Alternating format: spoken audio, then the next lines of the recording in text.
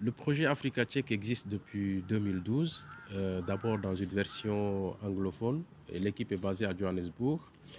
Et depuis 2015, il y a la version francophone et l'équipe est installée à Dakar au Sénégal. Nous faisons du fact-checking, de la vérification des faits. On vérifie essentiellement les déclarations des personnalités publiques, notamment les personnalités politiques, mais nous faisons aussi de la vérification de beaucoup d'informations qui sont partagées sur les réseaux sociaux, Twitter, Facebook et même YouTube pour voir si c'est vrai ou faux. Le fact-checking en tant que tel n'est pas nouveau. La vérification des faits, c'est le travail quotidien des journalistes. Mais vous savez que depuis quelques années, avec les réseaux sociaux, il y a une facilité de partage de l'information venant de tout le monde, au point que parfois on tombe sur des informations, on n'est même pas sûr si c'est vrai ou faux.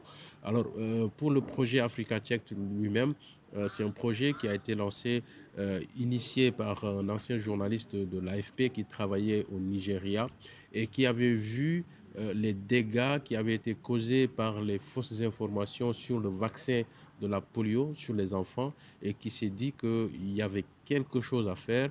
Il a eu l'idée de lancer ce projet de fact-checking en Afrique, en commençant en Afrique du Sud et puis maintenant le projet est en train de s'étendre un peu partout parce qu'Africa Check aujourd'hui a des bureaux à Lagos au Nigeria, un bureau à Nairobi au Kenya.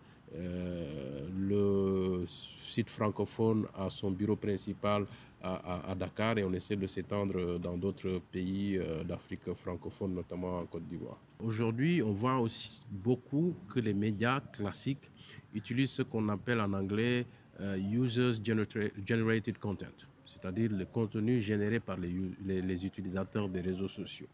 Donc, pour utiliser ces contenus, il faut faire de la vérification. C'est déjà du fact-checking. L'autre chose, c'est qu'aujourd'hui, les journalistes n'ont plus le monopole de la diffusion de l'information. Ça fait qu'il y a un flux d'informations qui est partagé sur les réseaux sociaux, sur Internet, auquel le public a accès. Et le public a quand même besoin de personnes qui peuvent l'aider à authentifier les contenus qu'il reçoit, que ce soit de l'information, que ce soit des vidéos, que ce soit des photos. Et c'est en ça que le fact-checking devient très important.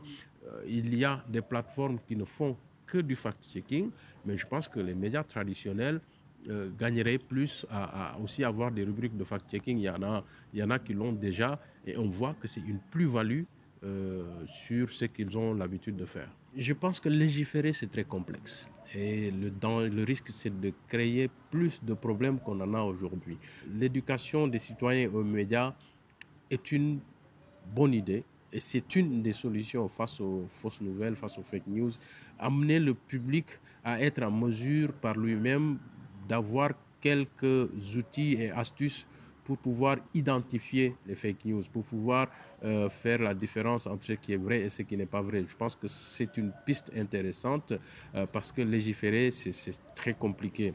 Et les initiatives ne manquent pas, que ce soit des initiatives citoyennes, que ce soit des initiatives venant des organismes qui font du fact-checking. Il y a beaucoup d'initiatives dans le sens d'outiller le public pour qu'il puisse se prévenir ou avoir quelques moyens de vérifier certaines informations. Je pense qu'il faut plus mettre l'accent dans l'éducation à l'information et aux médias que de chercher à tout prix à légiférer. Et on sait très bien que quand on vote des lois, il y a toujours, on ne sait pas, ça laisse la porte ouverte à toutes sortes de dérives et on va même jusqu'à la censure parce qu'il faudra qu'on ait de longs débats sur ce qui est la vérité ou sur ce qui n'est pas la vérité. Un des grands problèmes du fact-checking dans notre sous-région ou dans beaucoup de pays africains, c'est l'accès à l'information et notamment l'accès à l'information publique, à l'information officielle. C'est une difficulté. Aussi, quand on essaie de parler au pouvoir public, aux officiels,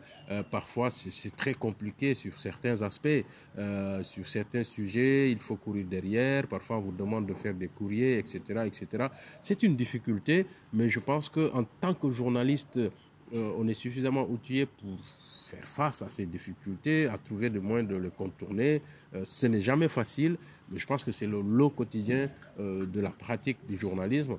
Mais je pense que pour ce qui est de l'information publique qui n'est pas confidentielle, que l'on fasse du fact-checking ou pas, les journalistes devraient pouvoir y accéder plus facilement.